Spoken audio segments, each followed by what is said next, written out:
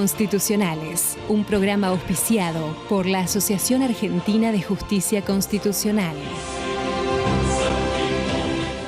Bienvenidos a Aires Constitucionales, espacio de la Asociación Argentina de Justicia Constitucional.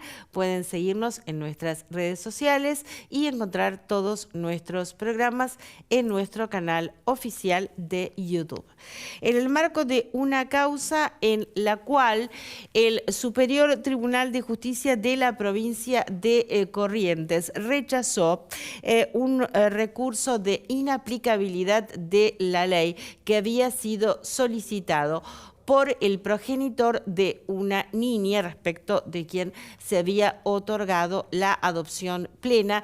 El progenitor solicitó que se mantuviera el vínculo familiar conforme lo establece el Código Civil y el Código Civil y Comercial de la Nación, artículo 621, esta petición no fue otorgada.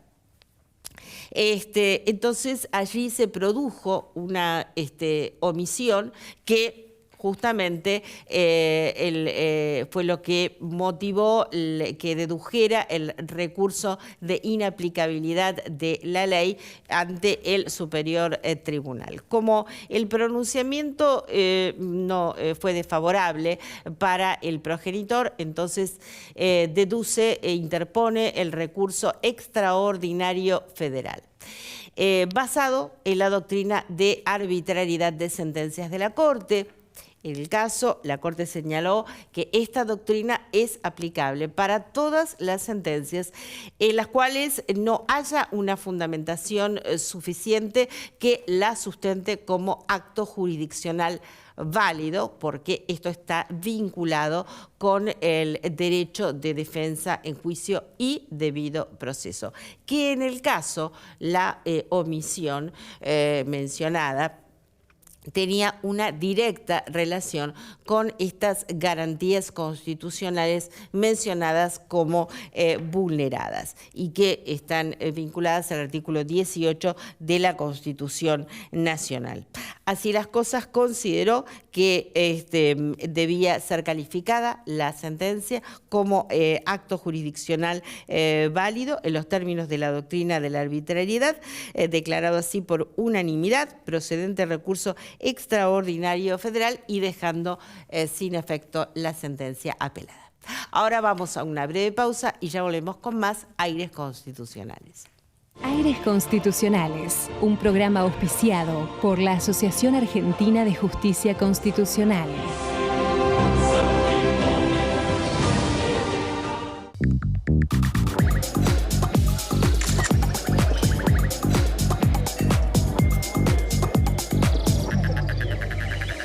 Te estamos esperando para que cumplas la misión que más te guste. Misiones, hacé la tuya.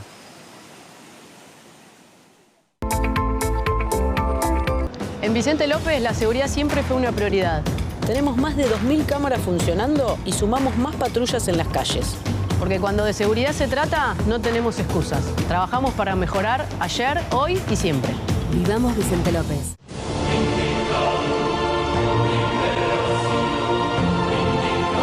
Y aquí seguimos en Aires Constitucionales con nuestro invitado especial del día de hoy, el doctor Juan Antonio Travieso, que es abogado, doctor en Derecho y Ciencias Sociales por la Facultad de Derecho de la Universidad de Buenos Aires, profesor emérito, titular de Derecho Internacional Público y Derechos Humanos y Garantías y titular del Observatorio para la Lucha contra el Antisemitismo de dicha facultad.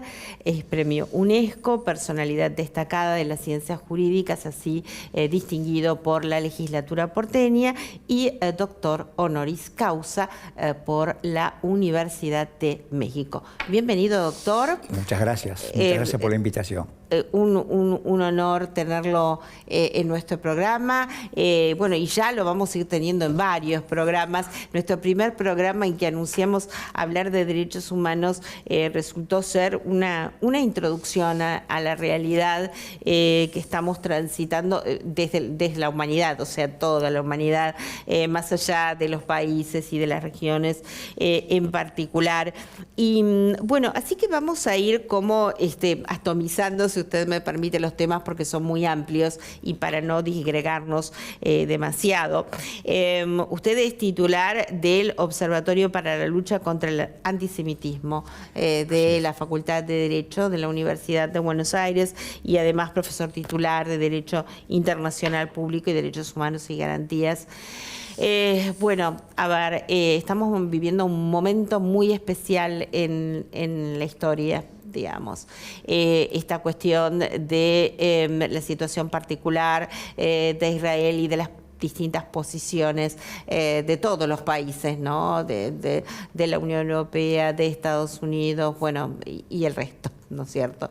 Que a veces hasta, bueno, el mencionarlos ya nos alerta sobre la situación particular de Irán que estamos transitando, el ataque, ¿no es cierto?, de Estados Unidos. Bueno, no quiero explayarme muchísimo más, usted está mucho más tutelado para esto.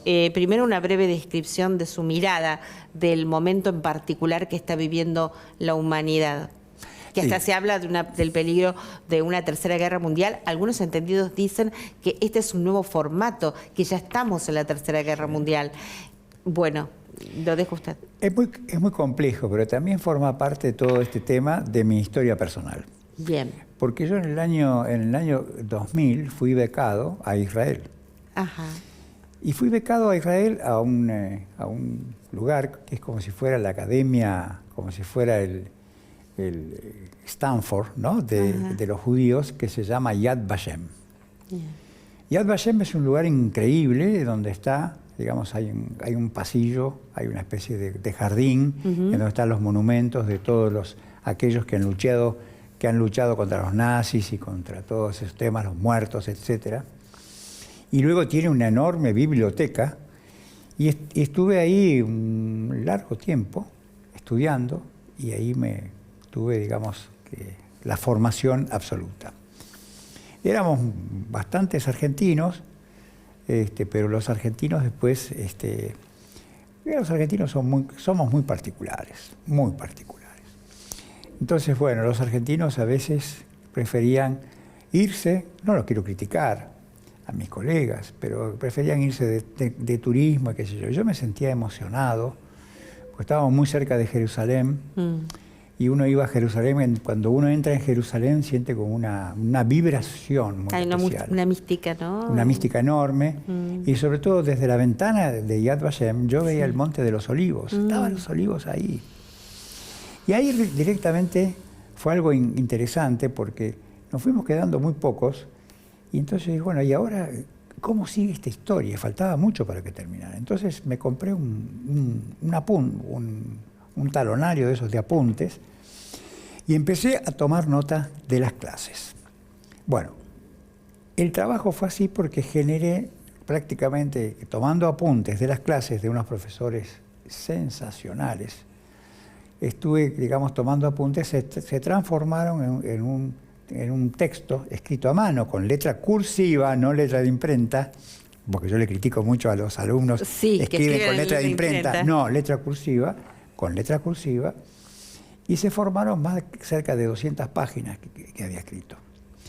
Cuando vuelvo a Buenos Aires, quedaron ahí, digamos, arrumbados, iban juntando polvo, pero yo decía, tengo que escribir, y de vez en cuando iba escribiendo.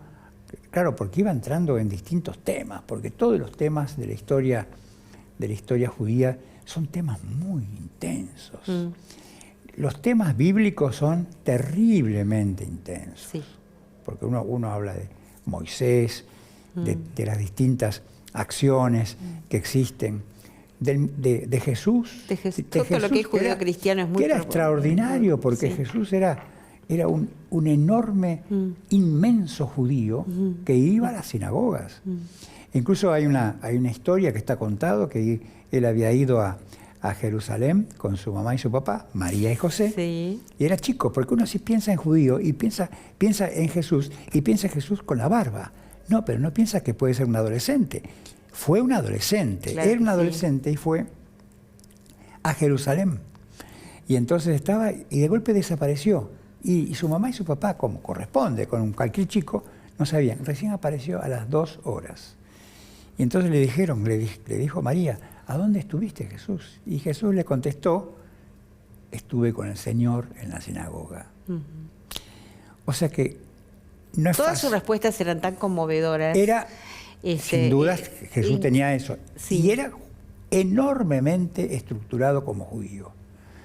Entonces, por ahí dicen, claro, por ahí dicen, muchas veces en el siglo XV, más o menos por ahí, muchas veces se formaron, digamos, prejuicios antijudíos, lo que se llama la judeofobia. Entonces, la judeofobia se unió también al famoso deicidio. Deicidio, o sea que decir, bueno, los judíos son malos, ¿por qué? Porque son avaros, y porque mataron a Dios. Mataron a Dios, que es Jesús. No es- Claro. eso es en el siglo XV, no ahora, porque yo, en lo personal, yo he tenido cultura religiosa, yo no soy judío, soy católico, y mis hijos fueron a escuelas católicas, y en ningún momento se habló del deicidio. Ahora bien, después de eso, yo seguí escribiendo, y se fue formando un pequeño libro. Estoy hablando un poco de historia personal, que será aburrido, pero es para saber cómo se llega a esto. Sí. Y entonces se fue No, formando... estamos atentos al tiempo para no quedarnos... No, sí. En todo caso, vos me vas diciendo así. Claro, Listo. para no Ahí quedarnos está. fuera de la conclusión. Bueno, muy rápido. Y entonces fui avanzando con el libro. De golpe, ¿qué vino? Que nos cambió toda la vida. Vino la pandemia. Y cuando vino la pandemia, que con unas decisiones terribles y desacertadas de nuestros queridos gobernantes, bueno, no tan queridos, nos tuvimos que quedar encerrados. Y cuando nos quedamos encerrados, yo dije, bueno, ¿y ahora? Ahí estaba. Y entonces ahí terminé el libro. El libro resultó ser un libro. Lo terminé el libro, es un libro de más de 500 páginas, que se llama Los judíos, vida, pasión y Shoah. Shoah es el holocausto, es toda la historia de los judíos desde el comienzo hasta hoy. Hasta hoy. O sea que, y ahí entonces yo tomé entusiasmo, sobre todo con todos estos temas que tienen que ver con los judíos. Sobre todo, en mi caso, que no soy judío. Y curiosamente, entonces, luego de esto, empieza el 7 de octubre, un poquito antes del 7 de octubre, nosotros detectamos en la Facultad de Derecho Sí. que había pequeños resabios de pequeños actos de antisemitismo.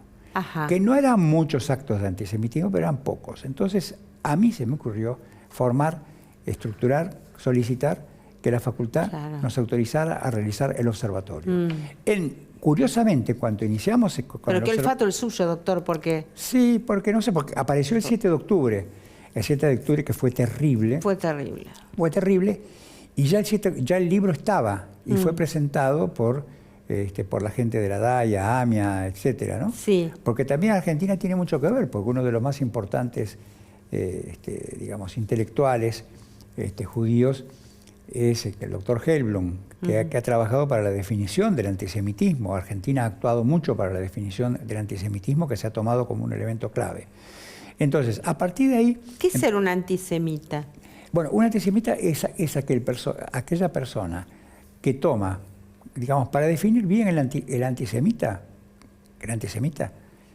o el Porque judeófobo. muchas veces se habla, es lo mismo un antisemita que muchas veces se le insulta a una persona y se dice es un nazi. Claro, no. El antisemita es el que odia a los judíos, básicamente. Pero el odio a los judíos tiene distintos grados. Claro, Entre el odio a los judíos que dice yo con este judío no quiero hablar porque se ha Claro, escuchado, sí. o el sistema de que los judíos yo no los admito como piensan los iraníes.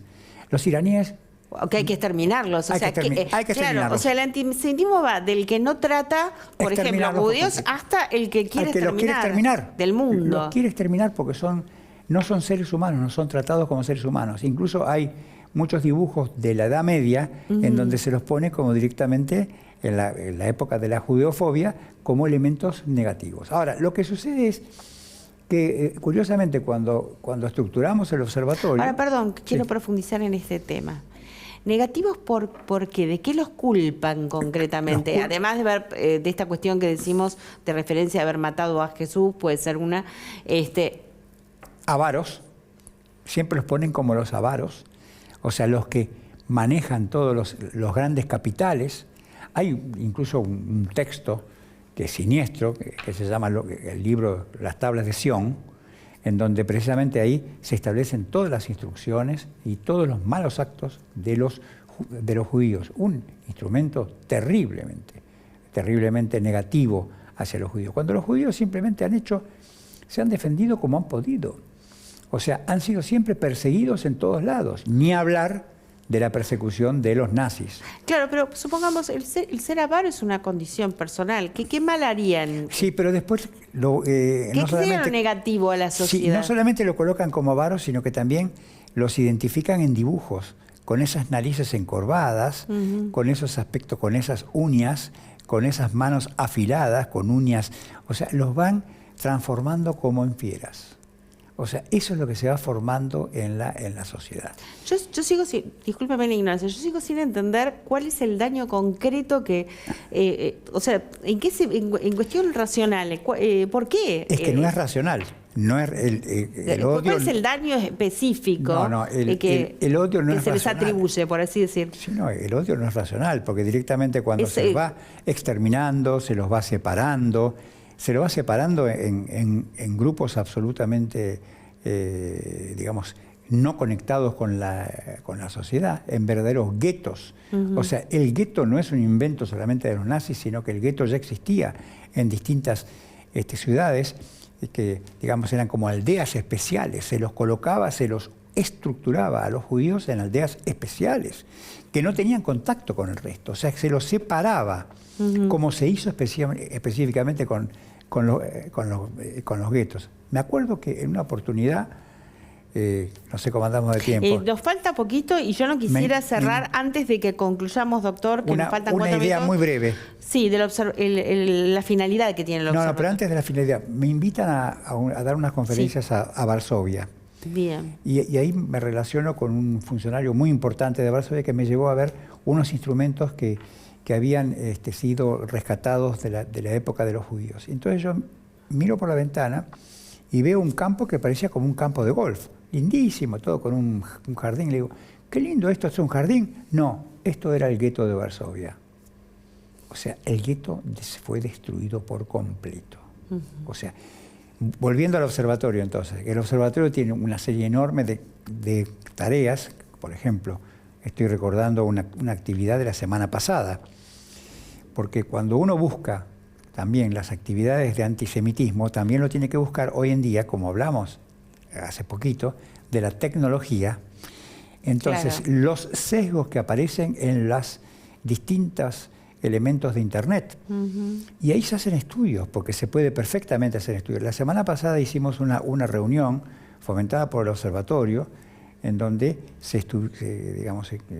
distintos estudiosos estuvieron explicando en el análisis de cientos de miles de análisis de Internet de en qué medida va ascendiendo el antisemitismo y cómo se van produciendo como picos.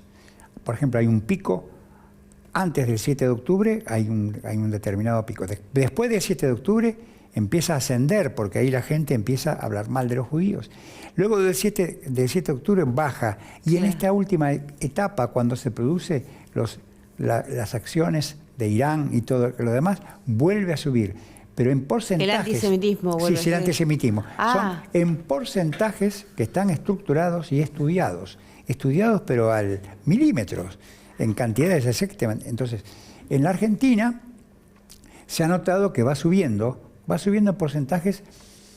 Uno dice, bueno, en Argentina no son porcentajes tan altos, pero atención, que nosotros hemos sufrido 2 ataques siniestros por parte de Irán, en donde en uno de los ataques Ataques, digo ataque, Sí. no digo atentado, digo ataque. Sí. Porque el ataque contra la embajada tuvimos 25 muertos.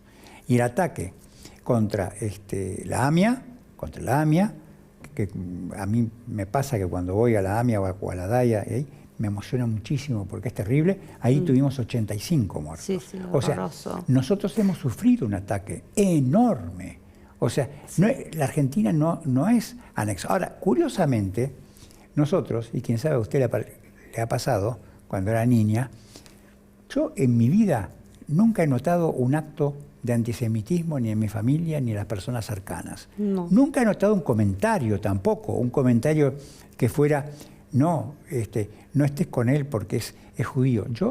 Nosotros teníamos amigos judíos y amigas judíos, y los judíos también nos recibían a nosotros, nos invitaban a las fiestas, estábamos compartiendo con ellos todo, ¿no? Ahora, que ellos tengan determinadas acciones que tienen que ver con su religión, con el Pesaj, el Seder, un montón de festividades, que son las mismas festividades como tenemos nosotros con nuestra Navidad. O sea, son todas festividades extraordinarias. Claro, y están en su derecho en creer en lo que creen, en tener su religión, como nosotros tenemos derecho a tener la nuestra. Tener la nuestra. Claro, absolutamente. Y es convivir, o sea, Claro. ir generando esa historia conjunta. Y así fue, bueno, que el observatorio fue creciendo. Y ahora no solamente está creciendo, sino que ahora estamos pensando, porque el observatorio tiene un sesgo jurídico, como de derecho. Ah, bien. Y hemos pensado que también tenemos que extenderlo, no solamente a los abogados o gente cercana al derecho, sino a toda la gente. Entonces, es curioso porque a medida que estamos elaborando... ¿Y dónde la gente en la sociedad puede enterarse?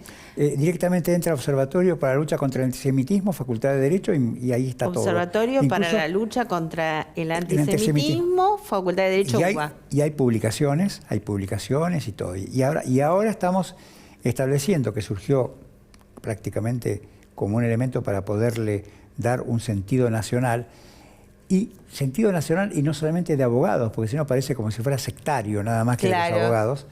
Y entonces estamos estructurando, hace más o menos 20 días que tenemos una idea nuevita, que estamos estableciendo una red para la lucha contra el antisemitismo y la discriminación. Usted sabe que Ya tenemos en que solamente trabajar. pocos días ya tenemos más de 50 inscriptos. O Bueno, sea que es impresionante, y eso los emociona mucho. Me parece muy interesante este tema de extenderlo a la comunidad en, general, y que no quede sesgado a los letrados, abogados, etcétera.